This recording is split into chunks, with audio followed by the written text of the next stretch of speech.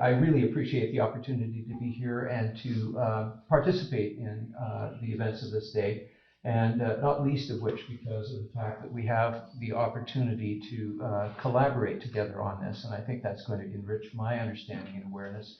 And so I'm looking forward to the other presenters as well as the respondents. So my presentation is entitled Generation Dread, Observations on Climate Crisis and Eco-Dread, and Questions about Self-Help and Helping Others.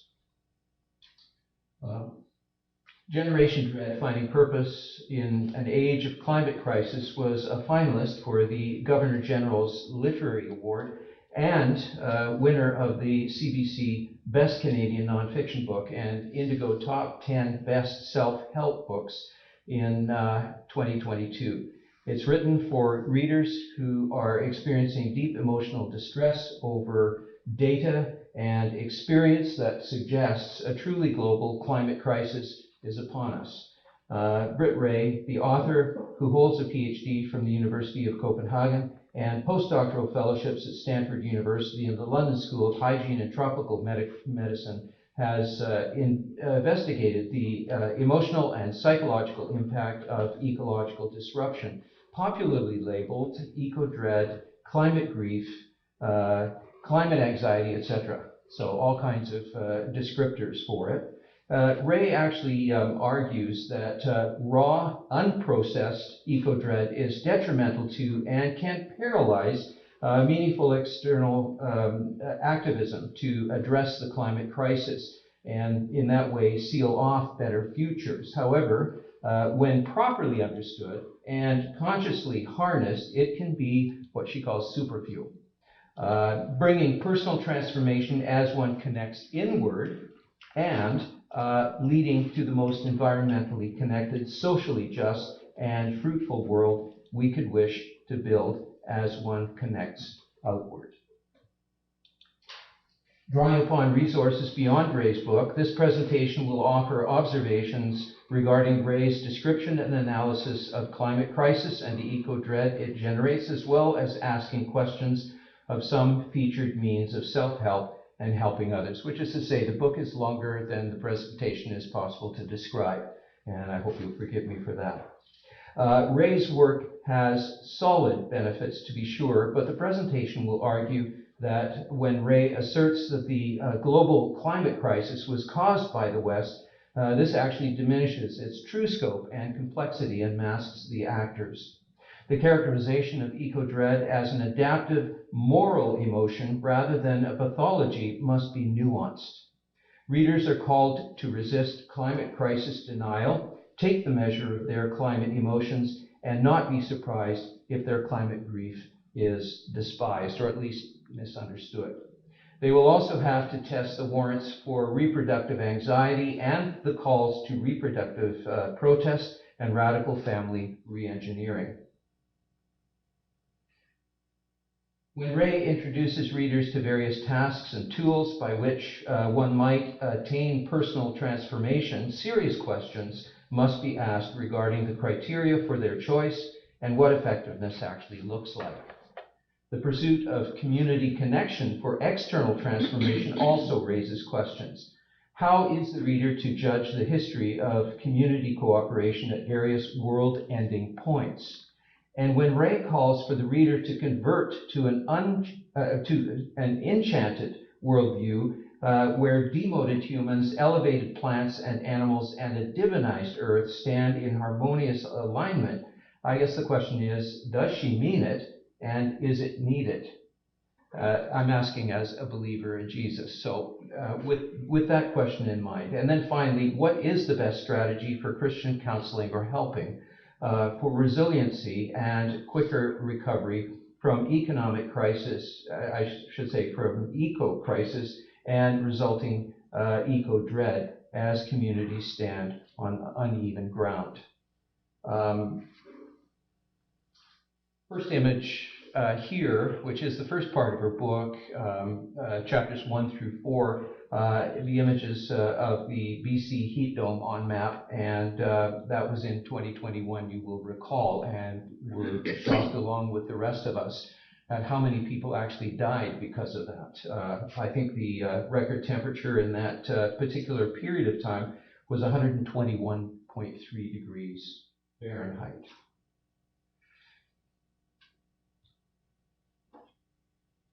Many consider us to be in an epoch called the Anthropocene, a period during which human activity is the dominant influence on climate and environment. The patterning effects of it are more frequent and severe weather storms and other kinds of events, more chronic climate conditions, for example, ice sheet melt, sea level rise, and the kindling of increasingly broader and more damaging ecological impacts, such as food and water shortages, disease threats, pollution, and climate-related displacement. Ray takes climate change to be a global fact beyond dispute, notwithstanding climate change deniers, and a growing number of people are becoming deeply disturbed by the increasing experience and reporting of it. She talks about the bad actors. The bad actors whom Ray holds responsible for the climate crisis are, except for a handful of powerful individual figures, largely macro aggregates, i.e. wealthy nations, elites, and a culture or cultures, and various human logics, which are all of a piece. And just to describe them, things like imperialism, colonialism, genocide of indigenous peoples, racial capitalism, industrialism, and extraction, to name a few. I'm sure that there are more we could add to this list. If there's a fault with Ray's list and following examples of culpability, it's that the focus is predominantly on the West. It is doctrinaire in describing the causes, and it largely absolves the average individual from shouldering any blame. To be truly global, the East, I think, needs to be fully featured, or at least foregrounded, and with it, a whole new calculus by which to address different sets of unequal climate crisis consequences, a different agency by which to improve human and climate outcomes, and different politics and history to set right for a more sustainable, just, and equitable future. Which is to say, there are difficulties even more than what she says. I'm not denying anything she says. I'm just saying it's way more complicated than what she indicates. Beyond this, I would suggest that her notice of these concerns beyond that is that individual fossil fuel consumers who drive the demand side of the equation should not get a free pass. And she seems to give them a free pass in some of her interactions individually.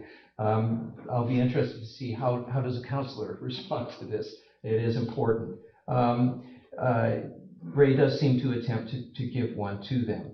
Ray sincerely believes that eco-anxiety can be a potential revitalizing power, and there are resources to make it so. She mentions self-care guides, climate-conscious therapists, and a cottage industry of coaches and community support groups. But what she's trying to do is to address the issue with the tens or the hundreds in terms of a need that reflects the billions.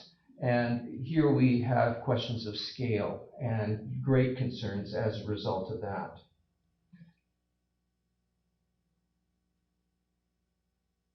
If you can hold on playing this for just a second, I'll try and explain the psychoterratic state. Psychoterratic states are emotions related to perceived and felt states of the earth. That's sort of your thumbnail description of what is being talked about there. The first section of Ray's book is actually an immersive primer on eco-anxiety in 4 chapters, inviting the reader to feel it all. So it's primarily an invitation to the emotional impact of things.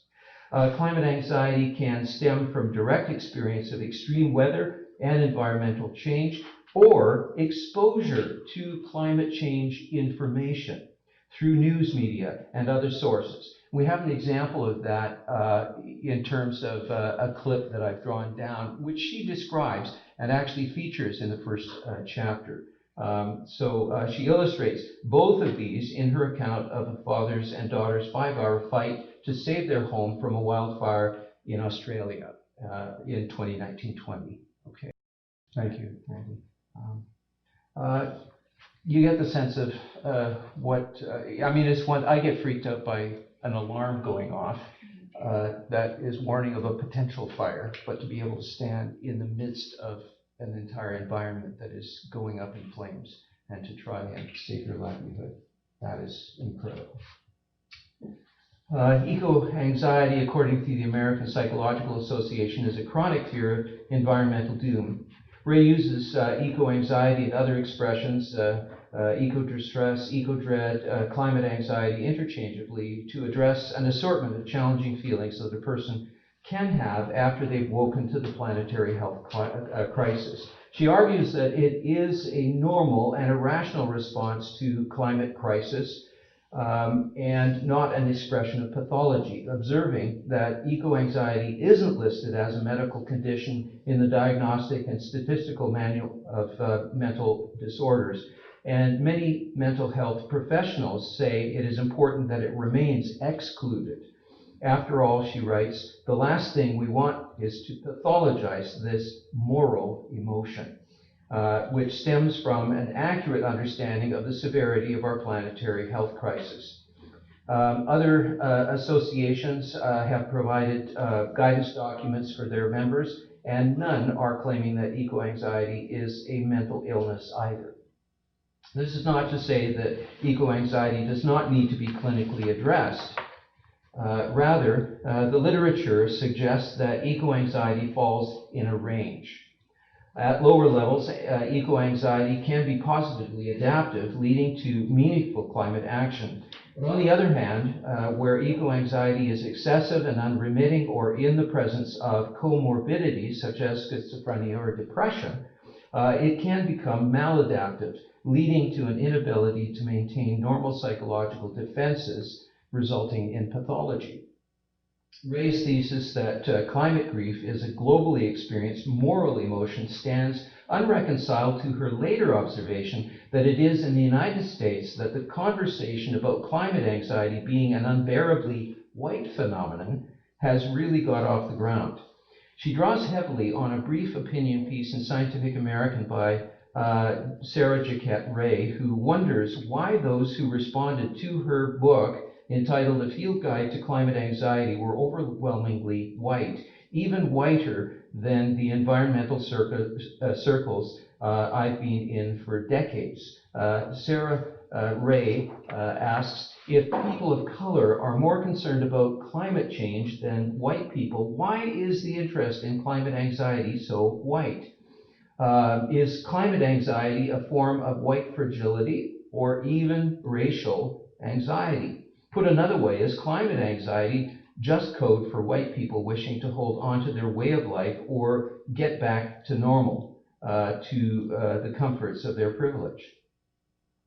If the answer to Sarah Ray's questions is yes, the racial freighting of climate anxiety really doesn't allow for it to be called a moral emotion if we're thinking of a positive emotion. And her cautions to the climate anxious against extremism, climate zealotry, xenophobia, and such seem to be a bit inconsistent. Such characterization also runs against Britt Ray's assertions that eco-anxiety is a global, cross-generational, and cross-cultural phenomenon and a good thing. So how can it be both good and bad? And I'm wondering here, can climate anxiety be both of these things, or is it perhaps the case that we need to kind of rephrase or reframe how we describe it? I thought to myself, perhaps it can be described as a human emotional reaction to the eco-crisis that is broadly moral in the sense of raising powerful response potentials for either good or evil. And here's where the morality issue comes in. Yes, you can have the experience, but what is it generative of? What's going on in you that you respond either positively or negatively? The reader will need to think rather carefully about what they're being told here and why. Britt Ray also asserts that global warming is not only a natural result of burning fossil fuels, it is an extension and outcome of colonization as well.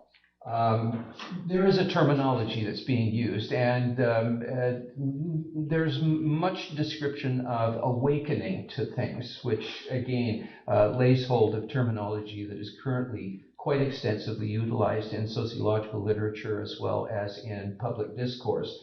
I would suggest not to try and engage that and solve the problem, because I don't think it's solvable, but to be aware of the complexity of everything. We have news reports now of not only organizations that are perpetrating climate challenging actions that make things worse, but we also have such things as complexities running along the lines of First Nation groups that are wanting to actually buy into pipelines and to be involved in stripping the land and continuing with the harvesting of fossil fuels. So the discussion is a troubled one, and it has an extensive reach. I don't want to put blame to it. I just want to say it is complicated. Ray observes that now everyone is caught up in its effects, so that, oddly speaking, eco-dread is a potential right-setting emotional maladjustment, she calls it, to all that's wrong with the world. Feeling it all is also about admitting that what we deny will indeed harm us. Humankind's long-learned preference has been to overvalue immediate threats at the cost of discounting more far-off and abstract perils by playing dead. Overwhelmed by the latter's perceived immensities, systemic complexity, and apocalyptic certainty, we fall into a sham sense of helplessness. Climate crisis denial is not just the behavior of bad actors, corrupt corporations, and resistant nations. We feel deeply conflicted, caring about environmental damage, but standing complicit in causing it. And as such, we experience environmental melancholia and shut down. We also transact climate crisis denial by buying into the outright denial of big lies. She quotes the fossil fuel companies as an example of that. The negation of repressing big facts, and her example is Miami developers who just don't happen to tell the fact that the people that are buying the properties are buying flood damage zones and are getting themselves financially into trouble. And the soft denial of disavowal by the practice of deliberately zeroing out positive and negative data, values and aspirations, so we don't have to do anything. So it just sort of negates, it's a zero, and we can just continue on doing what we're doing. Some forms of denial are psychologically adaptive in the short term to survive the intolerable. Others, however, are merely perverse states of mind. Holding ourselves special, we forgive our climate irresponsibility and quietism. Ray encourages walling off binary thinking that sets out exclusive choices in favor of a balancing response to address the reality of eco-anxiety in productive ways. We are not going to read this image here. It's far too much data, but it helps us to understand that we need to appreciate that feeling it all is going to bear a unique signature and characteristics for each individual, notwithstanding the fact that there are broadly plottable elements to eco-anxiety. So there's some general things, but there are also some specifics that are highlighted depending on who we are and what our experience has been. Ray illustrates by featuring a woman given the pseudonym Chicken Little, whom she describes as clearly already suffering from mental health problems, including climate anxiety and depression. Of course, if you have an anxiety disorder, the climate crisis is only going to make you more anxious. It gives you something very real to catastrophize about. Ray describes Chicken Little as out of step and alone until 2012, in her end-of-the-world climate conviction, which connected with her diagnosis. When Hurricane Sandy struck that year, Chicken Little was oddly comforted. "I'm a prophet," she said. "What I've said about what's happening, it's coming true." At that time, she went on medications and was better able to actually manage her emotions. By 2018, though, the community who'd written her off had caught up to her in their climate awareness so that she felt oddly validated and supported. Well, there are other people that are seeing the same thing that I'm seeing. And so Ray says they were catastrophizing in kind of a normative manner, which sort of said, oh, we're all in this. It's not just me. Ray features Hickman's work in developing a tool out of her psychotherapy practice and research to frame emotional responses to climate crisis across 4 degrees of intensity, from mild to severe, as a way of helping people make sense of their experience and feelings. As I said, we can't read this, but it reads from mild at the top of the panel here to severe. And it reads from the positive, which is you're aware of something and you need to make a difference or make a change, to the maladaptive, which we were talking about before, where people become kind of deconstructed in their capacity psychologically to address an issue, and they start falling apart rather than being able to put it all together.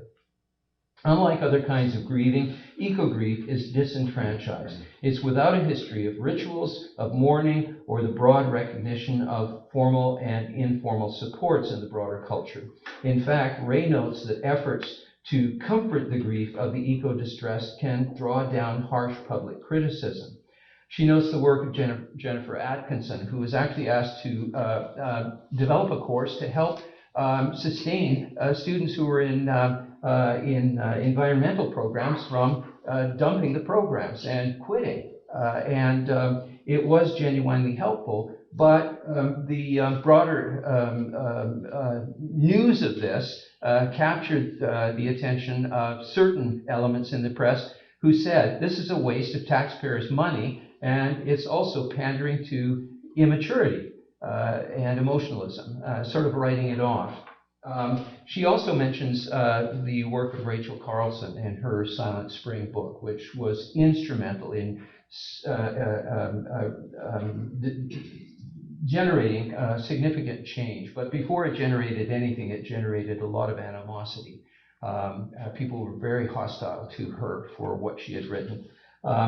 Ray takes this and says that the hermetic seal between climate actions and climate facts, I should say, and climate emotions must be broken so people are both scientifically informed and emotionally energized to act.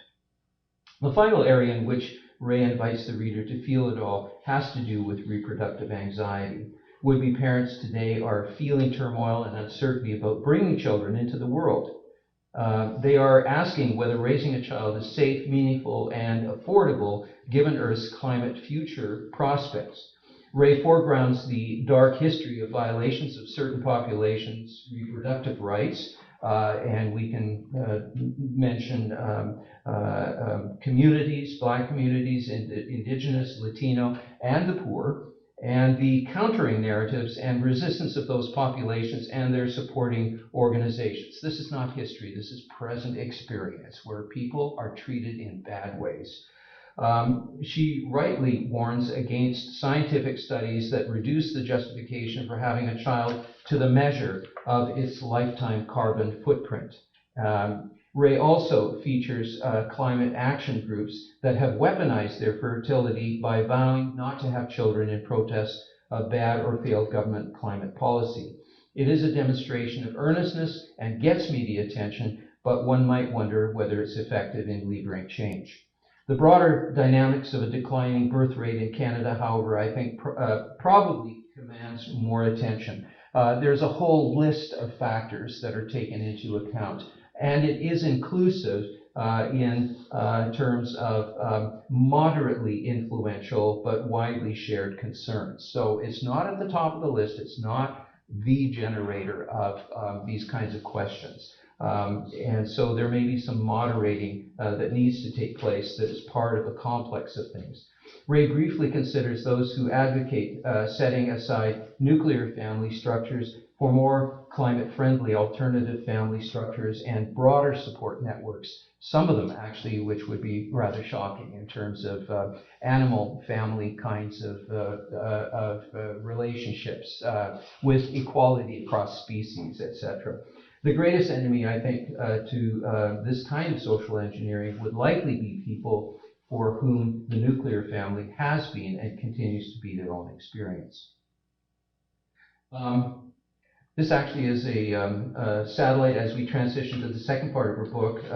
This is a satellite image of the 2021 BC wildfires featuring pyrocumulonimbus clouds with, actually you can see it, thousands of lightning strikes that are generated out of this, which is just fire upon fire upon fire. It ignites significantly. Time forbids raising questions to all of the chapters of the second and the third sections of Ray's book, which pick up the themes of self-help and helping others. And I'm going to try and be selective, and I know my time's going, but I'm racing. I am. Chapter 5 is, my question is, how can one assure that meaningful climate action responses will emerge out of the counseling and self-help context? This chapter features the story of a 20-something musician named Charlie Glick, whose band is poised on the cusp of a big launch when his plans are undone by the COVID-19 shutdown, and he has what he calls a revelation under a camphor tree in the place where he lives, that, quoting him, "The rest of my life is going to be this series of increasingly dire crises." And that, and now me trying to summarize, and that every aspect of his and everyone else's life is predicated on the planet-killing consumption of fossil fuels. He plunges into climate grief and anxiety deeply, obsessing over media featuring climate crisis, abandoning his music career and his band, and withdrawing from family and friends. A climate-aware therapist counsels him to be very careful about his digital diet and find others who speak to who actually get what's going on. He partially follows the advice, and a bit later, Glick gets in touch with Ray. Her assessment, based upon John Fisher's personal transformation curve, is that Glick has rushed to climate action before processing his eco-grief. Glick eventually decides to move in with his 94-year-old aunt, offering her company and care in her declining years as a response to the ecological crisis. In an email to Ray, he offers this reflection. "Whether I decide to keep doing music or not, or go learn organic agriculture, almost doesn't matter to me anymore. I just want to do what brings me joy. Instead of caring for the earth out of some lofty feelings of morality or this, we're going to starve or die or in armed conflict if we don't all change our way of life, ASP mindset." That was plaguing me. Ray concludes that Glick has found meaning in a much quieter act. This is her assessment of what's going on with him, which she surmises is the first step in an endless march towards living more comfortably, more meaningfully in his awakened state. His tale is far from over. More emergent actions await. And my question, and probably anybody from Sierra Club or any of the activist groups would say, Glick's choice doesn't look at all like good internal or external climate activism.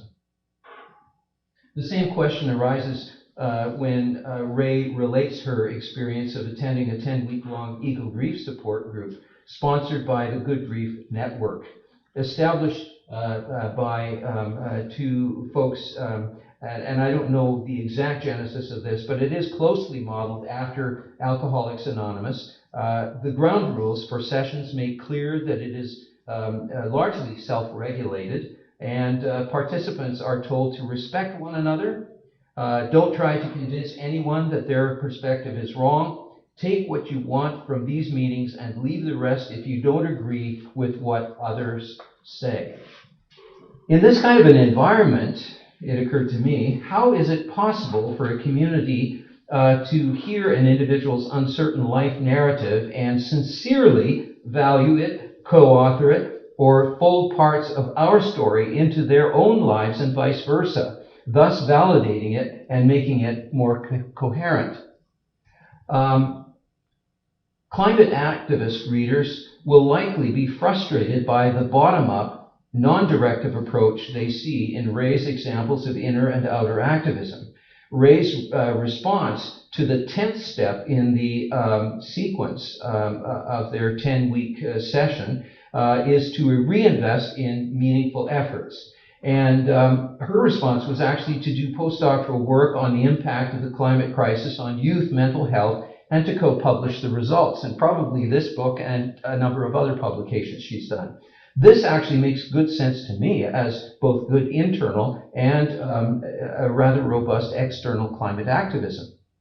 However, most of the Step 10 responses of the other 15 members of her group include things like reinvesting in community groups, volunteer work, self-care rituals, children, art, beauty, dancing, cooking, health and fitness.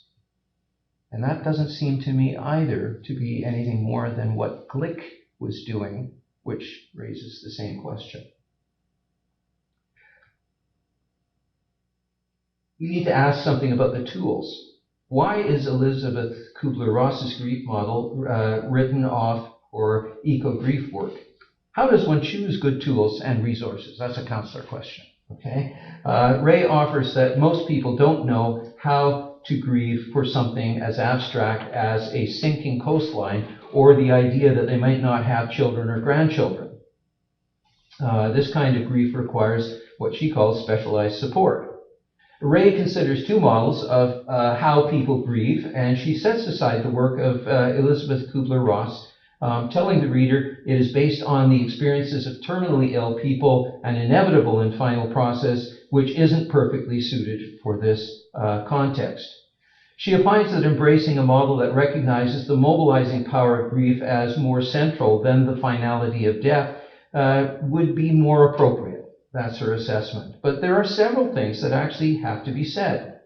First, given her reason for dismissing Kubler-Ross's work, it is a curiosity that her chapter 6 begins with the inspirational story of Jeremy Saunders, a cystic fibrosis sufferer, whose death will certainly be much sooner than later, yet who has translated his grief into a positive determination to fill each day with remarkable purpose and productivity.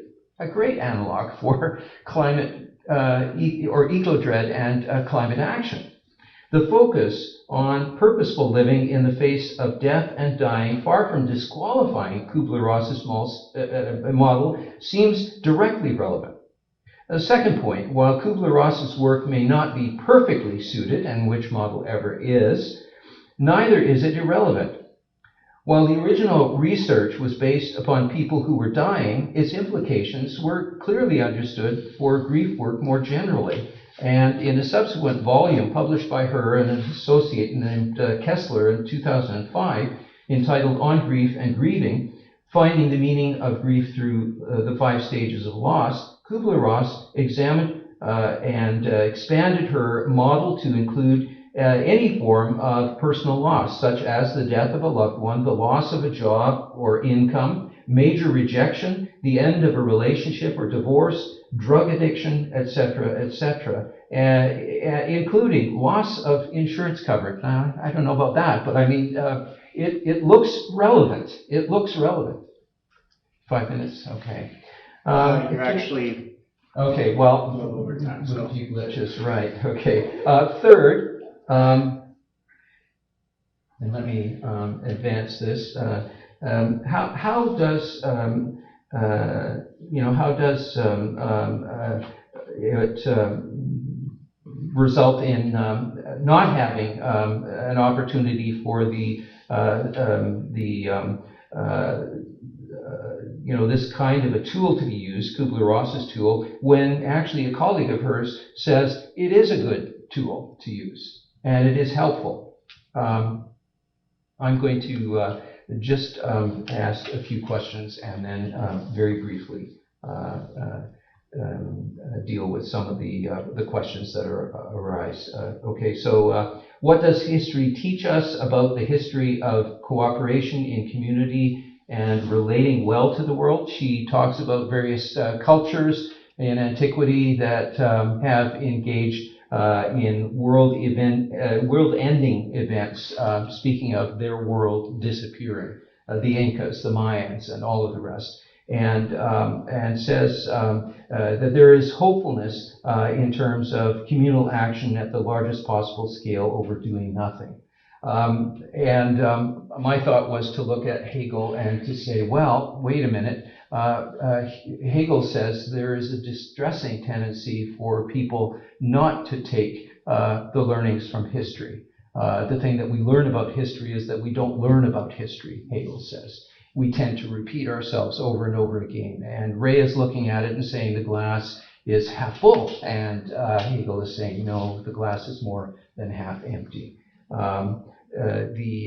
Another question relates to, does a Christian counselor or helper have to convert to an enchanted view of the earth in order to partner with the wider community? I can't talk about the work of Kyle Powys-White, a member of Citizen Potawatomi Nation and professor of environmental and sustainability at Michigan State University, whom Ray interviewed, but it's excellent stuff, and I would commend his integration of First Nation perspective out of, from within his own skin, but also the scientific dynamics, and he essentially goes for a both and rather than an either or kind of approach.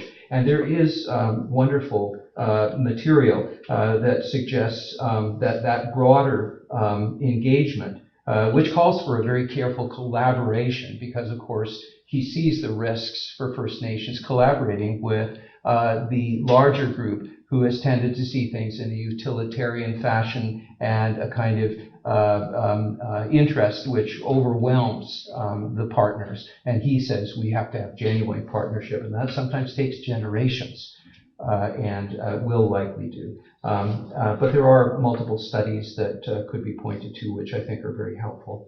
And then just to say that given the likely need in face and continuing climate catastrophes and broader climate change, what is the best strategy for Christian counseling, helping for community resiliency and quicker recovery?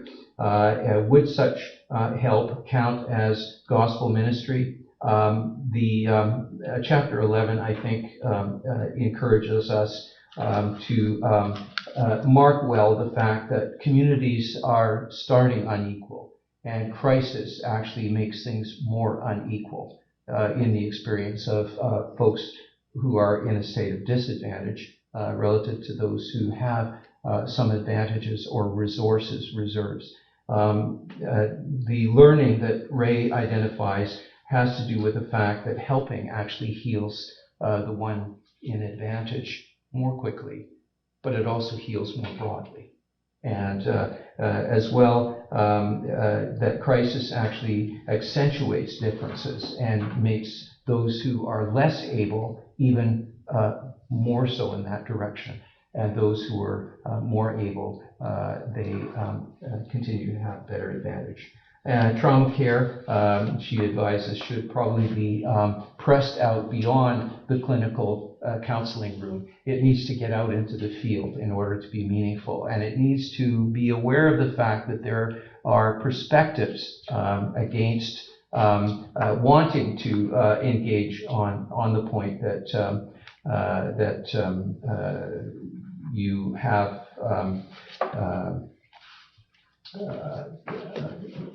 how should I say it, a challenge to be faced and need to be concerned about such things as folks' sense of being stigmatized, to put it that way, to be stigmatized as mentally ill, when in actual fact they're struggling. That's all.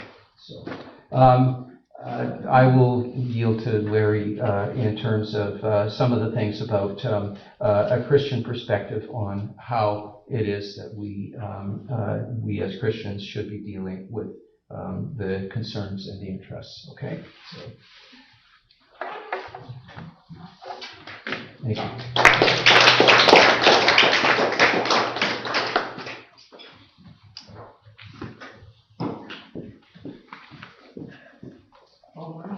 Thank you so very much, Brian. That was really good. And I feel that you didn't have a bit more time, actually, especially around the grief. I feel that you had a lot more to say, part of that chapter.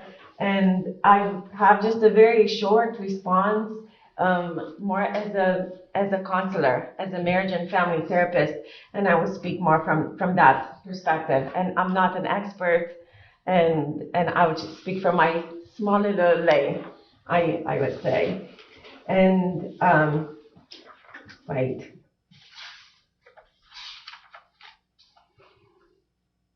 I would like to start my quick response with a poem. When we talk about such big subjects, it is very hard to stay only in our heads. And we need to open up a different part of ourselves. And this poem explains it well, at least for me. I want a word that means okay and not okay. More than that, a word that means devastated and stunned with joy. I want a word that says, I feel it all at once. The heart is not like a songbird singing only one note at a time, more like a tuba throat singer, able to sing both a drone and simultaneously 2 or 3 harmonics high above it. A sound, the tuba says, that gives the impression of wind swirling among rocks. The heart understands swirl, how the churning of opposite feelings weaves through us like an insistent breeze, leads us wordlessly deeper into ourselves, blesses us with paradox, so we might walk more openly into this world so rife with devastation, this world so ripe with joy. And I feel that our conversation today, it takes us all these places, right? The devastation that we feel as we talk about eco-anxiety and this dread, but also we cannot help it not to be amazed by everything around us. And as we slow down and we pay attention to the nature around us, it's impossible not to notice the other part. And one of the most difficult things and one of the most difficult learnings for us as humans is to hold opposite feelings at the same time. And in the counseling room, that's one of the most difficult things that I'm trying to convey to people, how to hold both devastation and joy. It's not one or the other. Our little brains have a bit of a tendency to just see one thing at a time. And the one thing that we see, we make it bigger.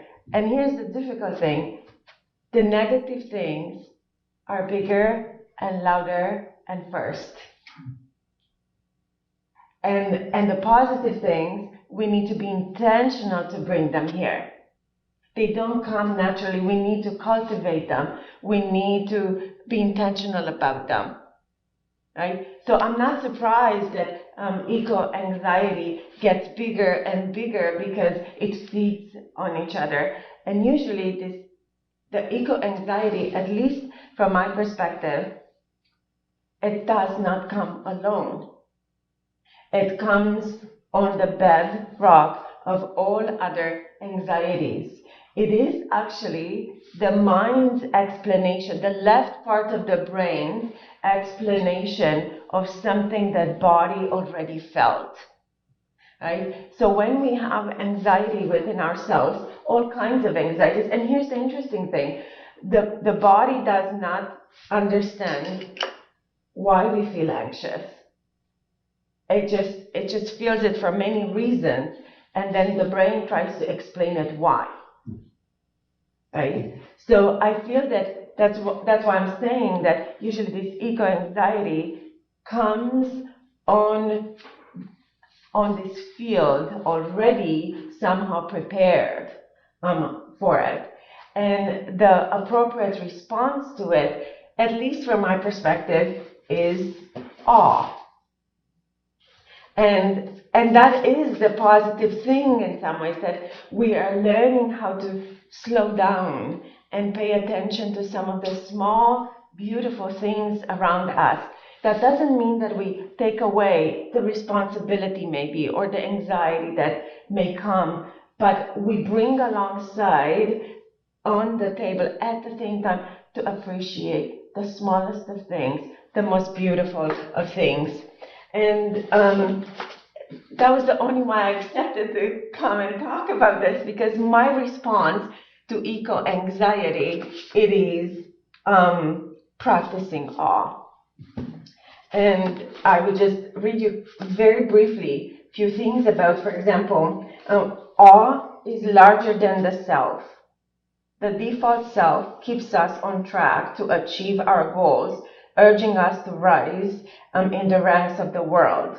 This can lead to anxiety and rumination, depression, and self-criticism. Awe quiets the urgent voice of the default self. Simply being in a context of awe leads to a small self. And what that means is that we suddenly learn how to take perspective. When we experience this, even the eco-anxiety, we are zooming in, and we zoom in on the negative thing, and then what happens for us when we zoom really in, we feel more helpless. And when we feel more helpless, we feel fear. And when we feel fear, our alarm system in the brain activates. Fight, flight, freeze, right? And then we get more trying to be more controlling, and that's when we get in all kinds of troubles. If we do social justice from that place, from the zoomed in, anxious place, we're activated, our alarm system goes on. We cannot grow from that place. That is a place of stuckness, right? The only place that we can grow is to zoom out. We see ourselves small, and then we see our rightful place. We see the real, or our own capacity, what we can really do. And we see our place in the bigger universe. Yes, we can do a few things, but we need to be realistic of what we can do, how we can do it, when we can do it. It was an interesting experiment that they've done, I think at Stanford Institute, and they asked people to take a selfie, and then for a whole week they were asked to go in the nature and take notice of the small things and take pictures of them for a whole week. Every day they took pictures of nature, and after a week of that, they were asked to take another selfie of themselves, and it was very interesting because their faces only after a week looked happier, and the selfies were like them as people were smaller, and there was a lot of nature behind them. And that in itself is that idea of really zooming out and taking perspective. Actually, he has some pictures in the book with those selfies of people. And it says here, awe has saintly tendencies. Awe expands the circle of care, the network of people we feel kind towards. And it's interesting because awe also has not only a mental component, but it has a very beautiful physical component to it. So both mind and body are connected, and that's why it is so beautiful and helpful. We experience tears when we feel awe, chills, cold shivers and shudders, goosebumps, and woos and wahs. You see something, right?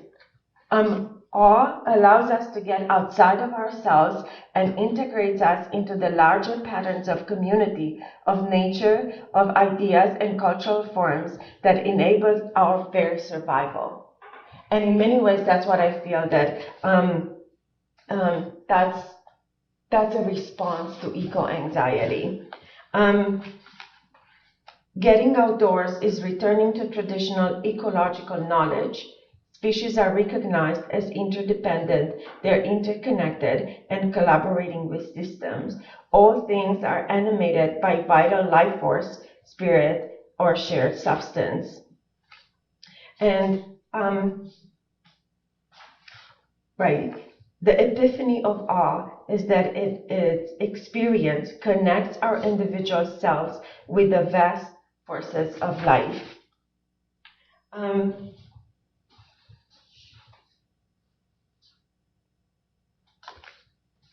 So I feel that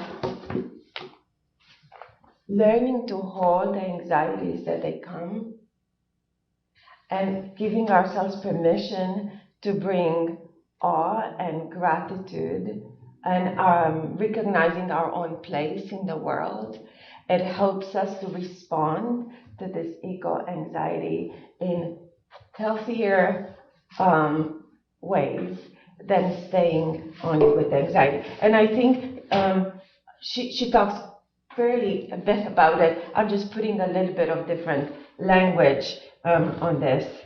And I really love your question here at the end, Brian. On the last page, you're saying of your paper, say, how would you reply to the last sentence of the final chapter of Generation Dread? Ray concludes the final chapter with these words: the sooner we realize that no one is coming to save us, that we must do it together ourselves, the better off we will be. And I'm trying not to have a spiritual response here and just stay within my line of as a counselor. And I'm going back to recognizing the smallness of things and to put ourselves in the right place. And I love Mary Oliver, and I would just conclude this with and answering your question here with a little poem. Softest of mornings, hello. And what will you do today, I wonder to my heart? And how much honey can the heart stand, I wonder, before it must break? This is trivial, or nothing, a snail climbing a trellis of leaves, and the blue trumpets of its flowers. No doubt clocks are ticking loudly all over the world. I don't hear them. The snail's pale horn extend and wave this way and that, and her finger body shuffles forward, leaving behind the silvery path of her slime. Oh, softest of morning, how shall I break this? How shall I move away from the snail and the flowers? How shall I go on with my introspective and ambitious life? And that's my encouragement for all of us. When we feel these big anxieties from these things, how can we find maybe the smallest ways somehow where we feel small, where we take perspective, and then act from that place? That is a place of love, that is a place of belonging, that is a place of we are all in this together, and that's the right place to respond. Thank you. If you want to stay up just for a conversation, then I can field questions from here. Thank you so much, both of you, for opening and questions, comments, both people in person. I mean, I have lots of things that I could say, but I'll give the floor over to others.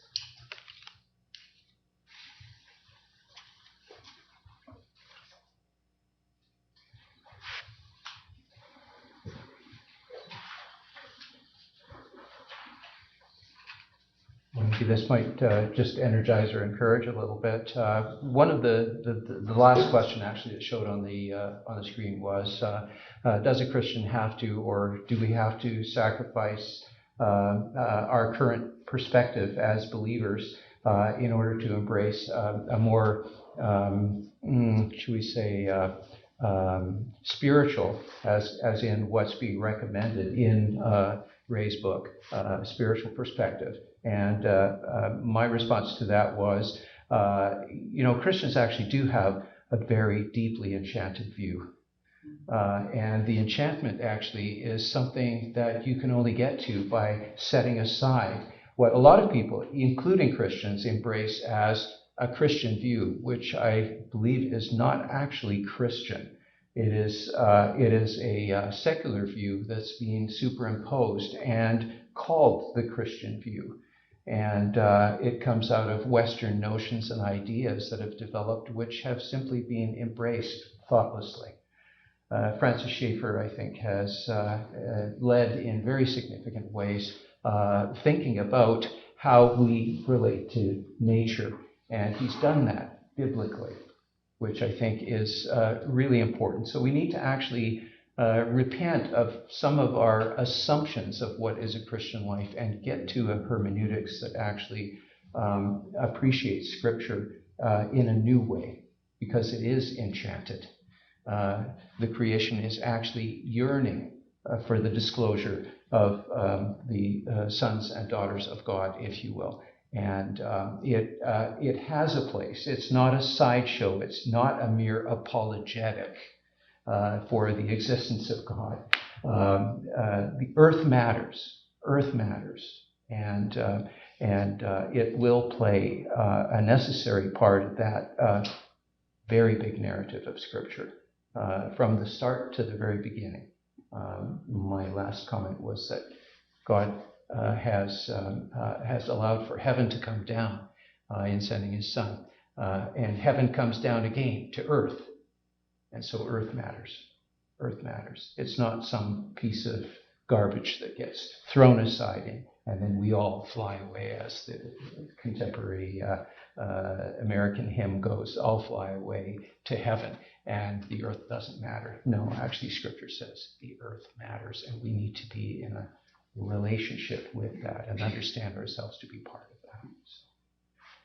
So I think we have an enchanted view. What we have to do is get rid of views that are far beneath that enchantment which Scripture describes for us.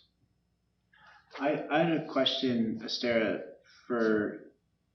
because you talked about how the anxiety can paralyze and with the feelings of dread and the hopelessness and so on, and I really appreciated the movement towards awe instead, right, as a response. It made me think about anger as well, because often the constructive solution that's offered, I'm just thinking about mainstream media and discourse, that, okay, you have to move from concern to a type of action that is fueled by anger. Right? Yeah. We're thinking about the multiple ways that we could represent, this conference, even like this symposium aesthetically. I was thinking about, doing images of a protest, because that's the imaginary of how you deal with the problem, right? Is you protest and there's the anger. And I think there's a place for anger, of course, but how is the connection between anxiety and anger here? Right, and I think that's a bit of the problem. Anger is not bad in itself. Actually, anger can be a beautiful fuel. In psychology, we look at anger. Most of the time, anger is a secondary emotion, and we need to look deeper. What's underneath the anger? And if the anxiety fuels the anger, that may lead to more stuckness, to more helplessness, and that's not a good fuel for the anger. But if the sense of we belong to this together, I need to do my part in this, I need to join body after body after body into doing this protest, so we can move on, then and we do this in some ways with awe, then anger can fuel to change, because change comes out of those senses of I know my place. But if anger is fueled by helplessness, we only feel more stuck. So it's interesting because we cannot discriminate when we see a protest what's really fueling that anger, but that leads to the conversations. And here's the interesting thing: anxiety is contagious. So we see it with others in this place of maybe protest, and if we don't have too much anxiety and we have just a little bit of like, I feel I have to do something and I feel just a little bit insecure and I need to do something about it. If this is full of anxiety around us, we would feel it by the end of it. And try it out. I would ask you to do so. But again, if somebody is doing something more positive and music, for example, if we would have some good music at some of these protests to switch us from anxiety to feeling empowered, that we move from the helplessness, that we can do something about it, then a lot more good may come out of that. So we need some of this almost like bodily transitions from the helplessness to this other part of the brain that helps us to grow. I mentioned to you many times that we have these two systems in the brain, and one is with fear and anxiety, and one is with love and care. And only this one, when this one is open, this one is closed, and the other way around. And only when this one with love and care is open, that's the only right way of growing and changing. So that's the thing that I was proposing here, saying that we need to bring the awe when we cannot help it for the anxiety not to come, which we should not even stop it because it has a message, right? And we bring it up, but then we don't let it go its way, right? Because it goes fear and uncertainty and hopelessness and stuckness. And our body doesn't know the difference, and then it will pick on all the other ways where we feel hopeless and stuck and fearful. Right? And ask anybody who has this big anxiety dreads, and it starts with this big, the planet and all this, but in the end it's about them and their future, because they totally zoom in, right? And that's where they lose the perspective. And we bring awe, we do the opposite thing. That, I think, from a New Testament perspective, makes good sense to me. I appreciate the fact that when Scripture gives or serves notice in terms of the fact that there is anger, there is an encouragement in a passage like Ephesians 4:26 that says, "Be angry, but don't sin." And there are a lot of things that would pull us in directions that are destructive, actually a greater destructiveness, which envelops far more than what actually is driving in the first instance. But that's because there's not that awareness that the anger is not going to have a moral register of any kind of a positive aspect or element unless it steps back as well and says, all right, well, Scripture actually says, God's word says to me, don't lose it. Don't go wild. Don't burn things down. You know, that's not productive. So there is a productive anger, and I would imagine that there is a productive kind of anxiety which says, okay, well, but does this mean I have to keep from worrying and stewing and getting overwrought and less effective? Essentially, you're going in the wrong direction. But I think Scripture speaks into those kinds of things. You know, Sermon on the Mount talks about not worrying and being careful for the fact that God is caring for us. That there is a bigger picture. Yeah, but you can't sort of think small and still keep that bigger view guiding and directing if you allow yourself to zoom in too much or zone in on the negatives. So I'd say as a scientist as well, like I feel like I'm driven by awe and wonder as well. It's a motivator as a scientist because I want to learn more about the world, uncover the world. Also, viewing the world as an enchanted place. You know, we live in a world that's charged with the grandeur of God, and that, as a scientist, I want to explore that more, and I want to understand that more, and I want to delve into that more. So Yeah. that was interesting for me. Yeah, and actually, they've done a lot more research specific to the impact of awe on our own bodies, and it's hard to actually really believe it, how powerful it can be. It says, our need for wild awe is strong, leads to reduced cardiovascular disease, respiratory disease, depression, anxiety, and cancer, reduces asthma in children, reduces everyday aches and pains, allergies, vertigo, and eczema. And this is really, they've done research studies on this. These are not just comments that they've made. Well, I really appreciate the book ends with poetry. And one of the pieces as well was the time element in the last poem that you read, and the contrast between ticking clocks and the time of a snail that leaves behind the slime, and which time is more valuable, right? The time that we take to watch a slow snail moving across the ground while the clocks are ticking away, and right, and like contained in that particularity is the grandeur of God, a fuller time that actually, despite all the anxiety that we feel, the clock is ticking, we've run out of time, nobody's coming to save us. The snail is still doing what the snail does, and God cares for that snail, and God cares for us. There's hope, even in the trail left behind. I think that offers us hope that yes, there is an urgency, but also there is a fuller time in our midst that God is bringing into the world as well. Well, I don't know if you're watching any of the live camera shows, nature cameras. I have 2 of them that I watch every day.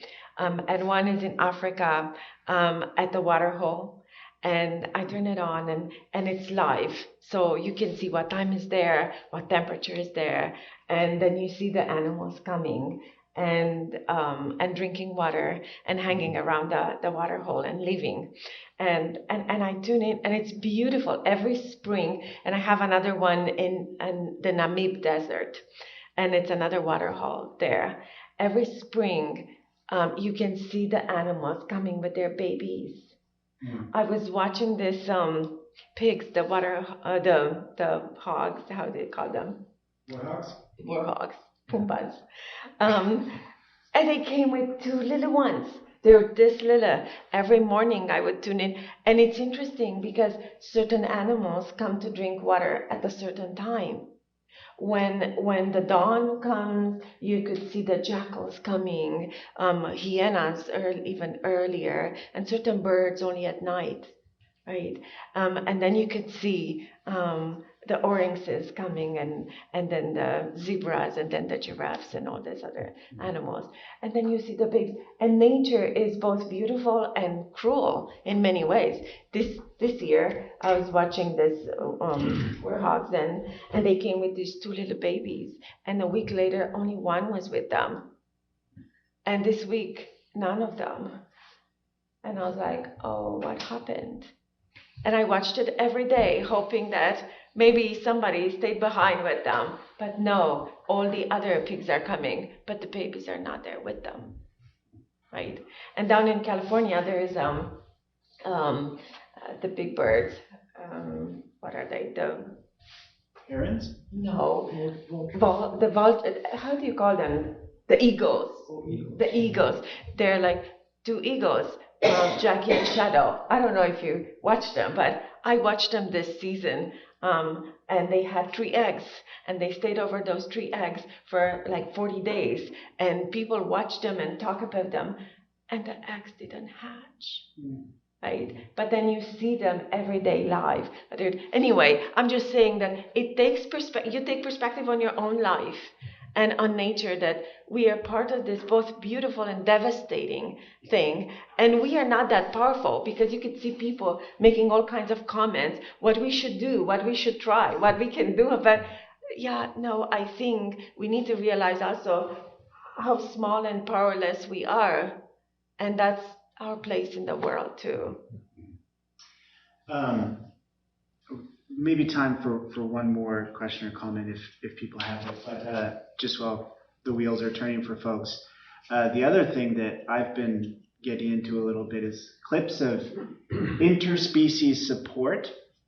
So when one species helps a different species out, it's like there'll be an animal struggling, and then the turtle will come and like, come on my back and I'll carry you. And it's like, I'm not a natural law person, I'm not a natural theology person, but I think that God has designed creation to witness to us in a particular way. And if we have eyes to see it, that we might learn from both the sad reality that eggs don't hatch sometimes, but also not even just within species, but like species helping other species when there may be no real rhyme or reason why they might do that. Why a turtle would help out another creature that's struggling in the water, and might we learn from that witness, right? So, any other questions or comments before we take a quick break? I'll say thank you. That was very interesting. Thank you. I'm a parent of a young person who struggles with this, and her response would probably be, well, as a believer, God, I'm accountable to God, and I'm not supposed to harm others or the earth, and so my actions do matter. Yes. Yes, we can hold both awe and dread at the same time, but instinctively we try to deal with the dread. And seeing, and thank you for the comments about Francis Schaeffer, the enchanted Christian perspective, because I think young people today, from my observations of her friends and the people that she's connected to, they really struggle with what we do as individuals matters to those around us and to the earth and to God. And so how do we stand before God honestly, without having done our best to, as a person, to do what's ecologically the best that we can do. And so those are challenges that kids are facing today. I would strongly commend reading Francis Schaeffer's Pollution and the Death of Man. And Udo Mittelmann's contribution. It also considers a couple of articles that have been very influential in tilting in a very anti-Christian direction, and so they have engaged that. This was published in, I think, 1970. And there's a copyright here. The great tragedy is that it answers the contemporary questions, but Christians have not followed or considered or engaged. And I would say it's still a great book because it has stepped so far back and not abandoned Scripture, because it says Scripture is enchanted. It doesn't actually say that in words, but and I think it resonates with people because actually the world is calling for an enchanted perspective. For Ray, I think it's more of a metaphor than it is in actuality, and that's why the last sentence reads as it does. There's no rescue. It's up to us. Just us, and we better get started because it's all going to go down otherwise. And that's the anxiety that is there. Right. But I do agree, and that's where there's a lot of hope. Also, that the new generation of children, they have a little bit of this awareness that we are responsible and we can do things a little bit in a different way. I have a young one at home, who's 20-something, and she had the same thing. Since she was young, she refused to buy clothes that were absolutely Same here. And made overseas, and right. The marketplace just did a talk on the 10-year anniversary of the Bangladesh factory that collapsed, Yeah, right? yeah. So my daughter refuses to buy clothes from, like, Yeah. she's doing her research. It was interesting because I was thinking, well, when you're young and your mom is paying for the clothes, you can afford to choose that. But she educated me in so many ways, right? I'm trying to eat as much as we can locally. I live in Fort Langley, and I'm looking forward for the farmers market, and I'm trying to buy as much as I can from the farmers market. And slowly, it gets to be a little bit harder, but we educate ourselves. We buy eggs from the farm. We don't buy them from Costco anymore, even though it's not so convenient. Right. So finding this our own small ways. One of my colleagues is coming with a bike to work, and I'm just saying, okay, that's one thing that I'm not into, right? So it's mitigating a little bit of like what's okay and what's not okay for us and what we are comfortable, so we don't give in to these anxieties to an extreme when we actually pay too big of a price, right? Like not having a baby. For some people, it has many other reasons for it, and maybe the eco-dread is just the added component of it. But if somebody makes that big sacrifice not to have a baby, just because of this, I feel that later on they may pay other prices for it. So I feel that we need to find a good balance with, but also take responsibility. God calls us to sacrifice.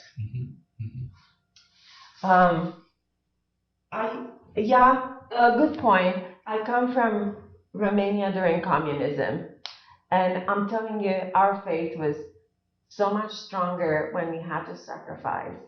Life was actually sweeter in so many ways because it was this strong thing between sacrifice and liberty, and you had to fight for it.